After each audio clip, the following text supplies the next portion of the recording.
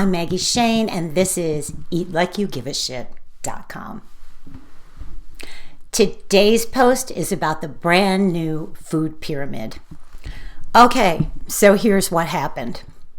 RFK Jr. said it was terrible that nearly half the scientists on the board that sets the USDA food guidelines every 5 years worked for and were paid by big meat and big dairy, while only just over half of the people on the board had no such conflicts.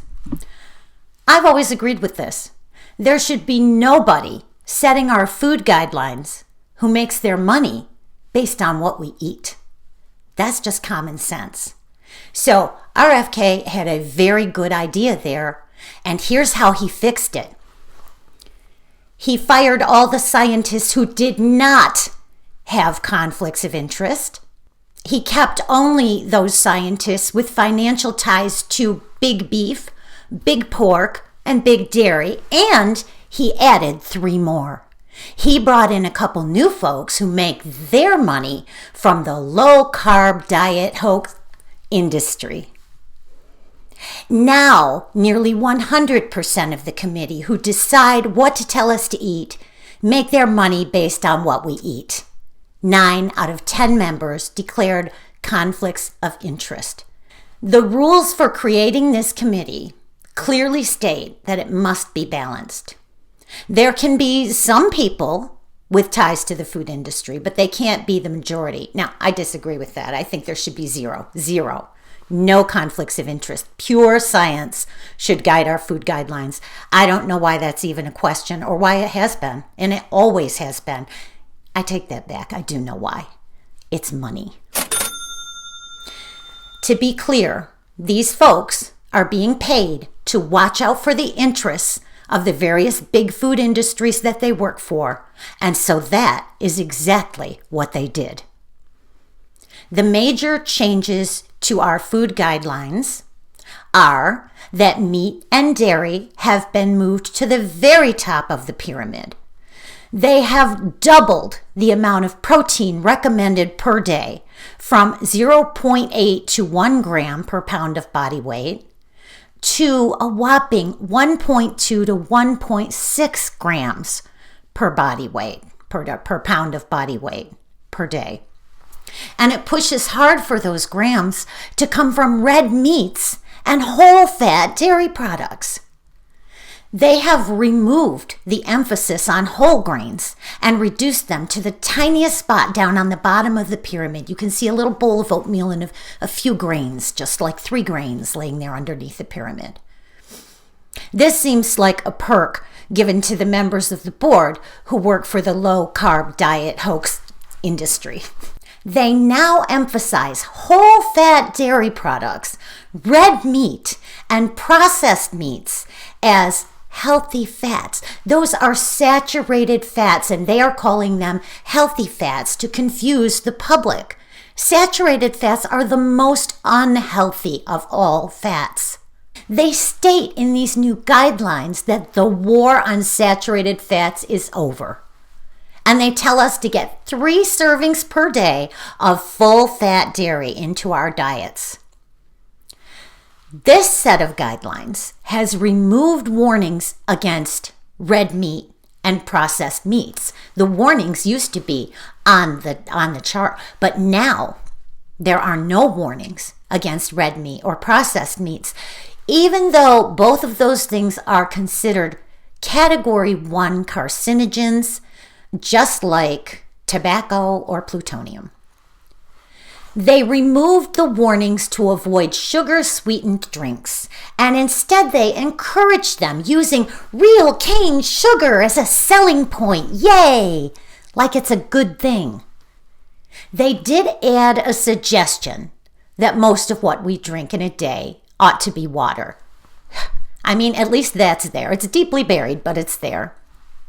Now, in more of the deeply buried small print, they did keep the old recommendation of keeping one's saturated fat intake to below 10% of their total daily calories.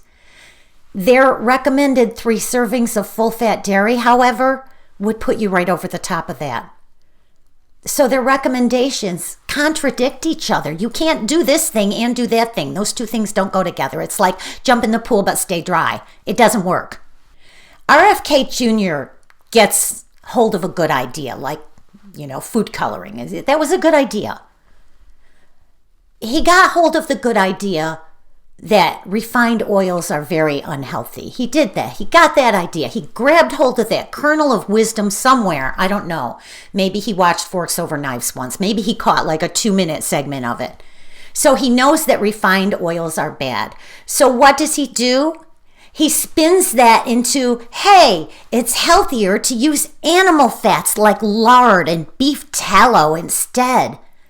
Terrible suggestion. Deadly suggestion. Oil is bad. Lard and animal fat are worse. If you have to have fat, I mean, my God, the refined oil is way better than lard or beef tallow. However, it's better to just shun the oil altogether. Eat the plants that they take the oil from. Vegetable oil is the fat from vegetables. Eat the vegetables, you get the whole thing. Okay?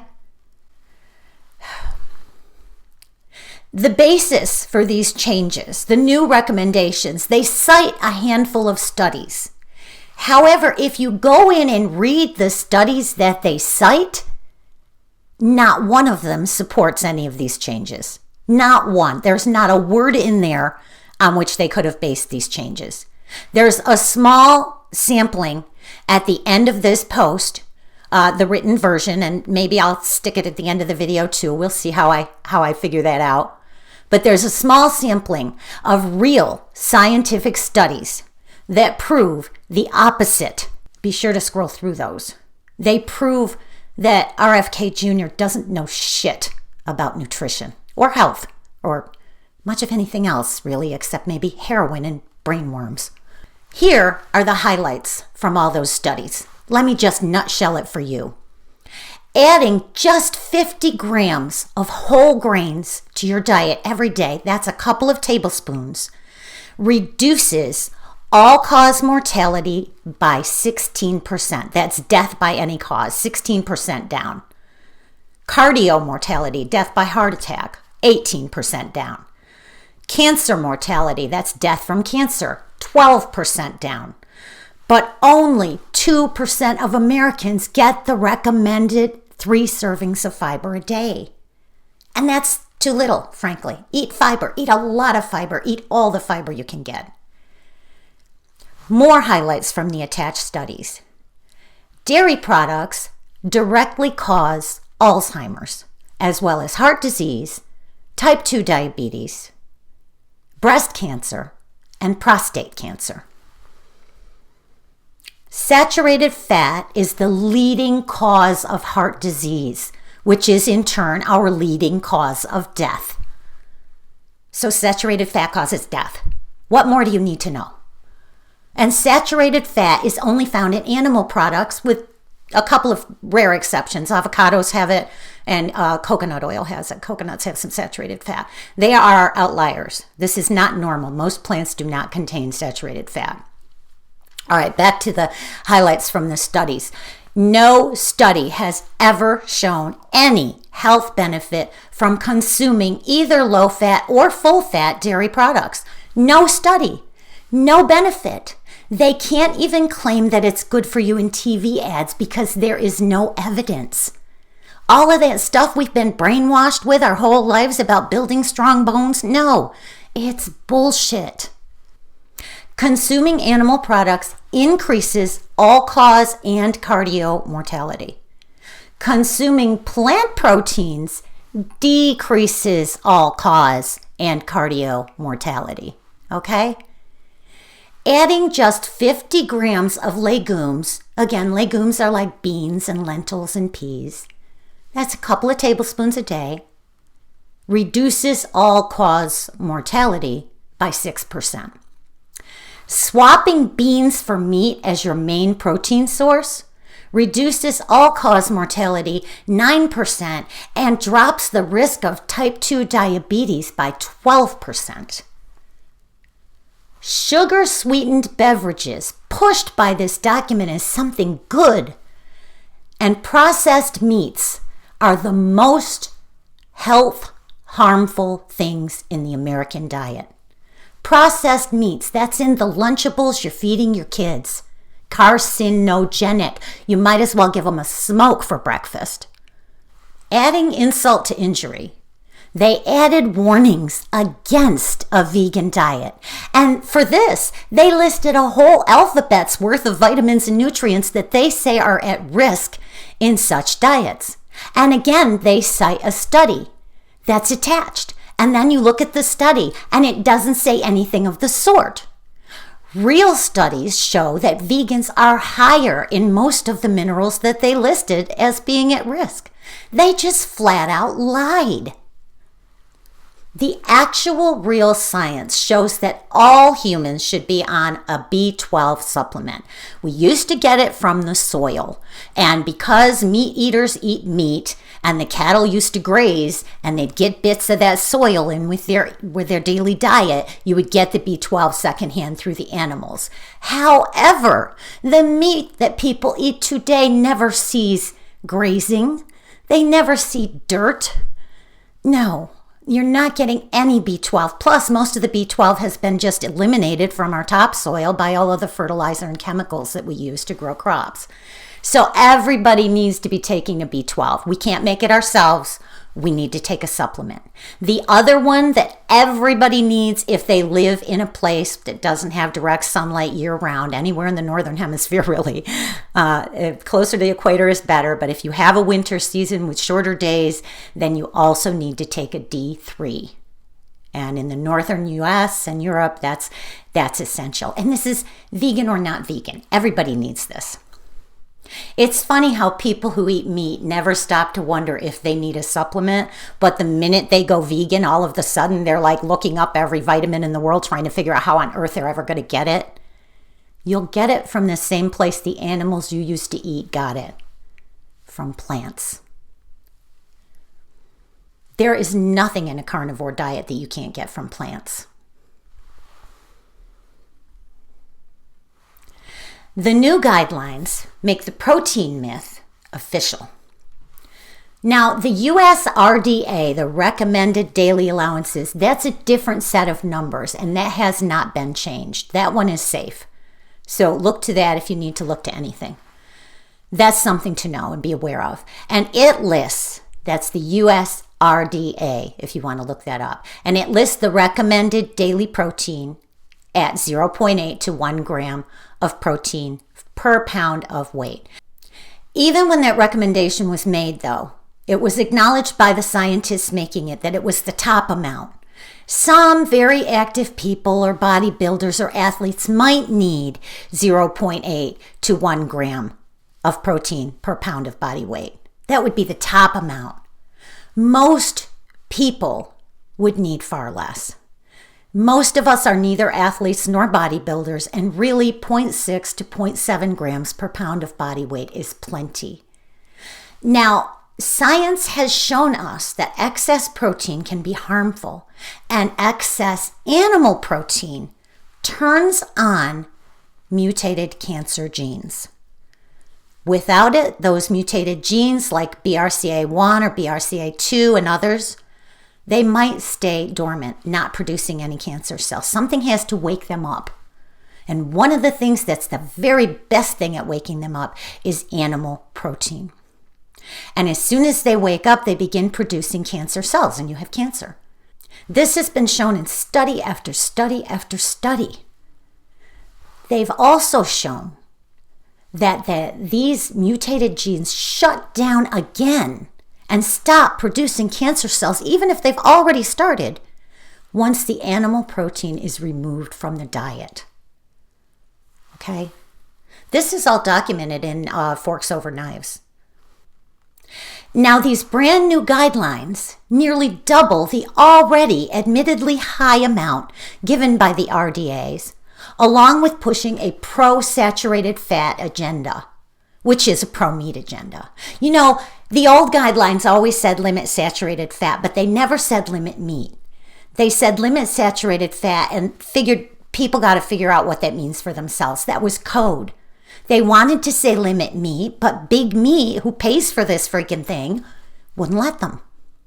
Big Food has way too much power over our government. That is something to look into. It is stunning. So people who pay any attention to this upside down food pyramid are going to be eating far too much saturated fat and far too many animal proteins, including casein, the protein in dairy that is a known carcinogen.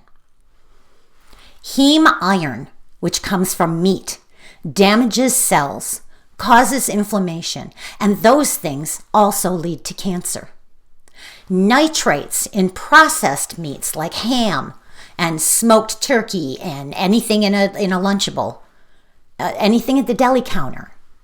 Those are known carcinogens too, again in the same category as tobacco and plutonium. Cooking meat increases the risk. The higher the temperature, the higher the risk. But not cooking the meat risks a quicker death by E. coli or trichinosis or toxoplasmosis or salmonella or many other potential killers. But we already know this. If we know the most basic things about how the universe works, then we would have already figured this out. What we put out is what we get back. What we give is what we receive. If we kill for food, that food must kill us in return. It cannot be otherwise. It's the way the universe works. That's the physics of the non-physical, if you will. Plants, on the other hand, give of themselves freely. As they mature, the plant dies, leaving its fruits behind to be devoured by the animals who live around it, and that includes humans. Apples fall to the ground from the trees. Potato vines die, leaving their treasures buried beneath them.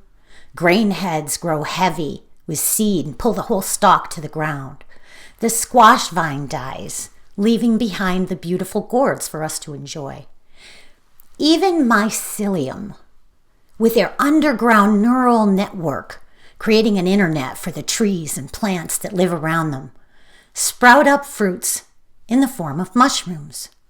They bloom and they die unless we pick and eat them. On the website, I've attached a video, a time lapse, from Fantastic Fungi by Stephen Axford, showing the life cycle of the mushrooms as they bloom and open and kind of turn inside out and shrivel in reverse. It's a beautiful thing, and it's set to music, and if you watch it, you get the most peaceful, beautiful feeling. Can you imagine getting such a peaceful, beautiful feeling watching animals being slaughtered? No way. How many of us still think it's okay to participate in that trade is beyond me. The Exam Room podcast by the Physicians Committee for Responsible Medicine has an entire episode on this new food pyramid, and I'm including it below. The Physicians Committee is also petitioning the FDA to recall this new food pyramid and its recommendations, based on it not being based on any known science, study, or research. Now, they have had to do this once before. The petition is the first step.